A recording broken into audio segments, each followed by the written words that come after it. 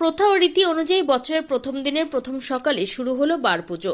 শুধু কলকাতা ময়দানে নয়, কলকাতা ছাড়িয়ে জেলার বিভিন্ন প্রান্তে এভাবেই পুজোয় মেতে উঠল ছোট থেকে বড় সমস্ত ফুটবলাররা।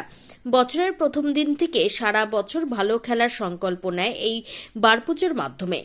নবদ্বীপের সেবক সমিতির ময়দানে একইভাবে সম্পন্ন হলো পয়লা বৈশাখের বারপুজোর অনুষ্ঠান। উপস্থিত ছিল প্রাক্তন খেলোয়াড় থেকে শুরু করে রাজনৈতিক ব্যক্তিত্ব ও জনপ্রতিনিধি থেকে একেবারে খুদে ফুটবলার ছাড়াও সিনিয়র ফুটবলাররা।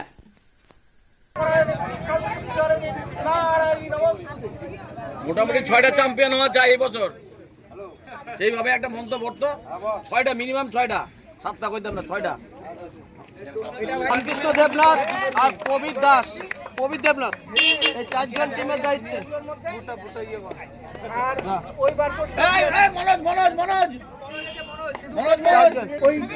ওইবার পোস্টের মধ্যে গিয়েও কিন্তু ছবি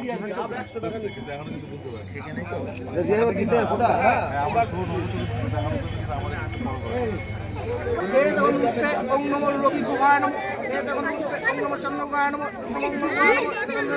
বুধ গোহায় নম, গোহায় নম, রাহু গোহায় নম,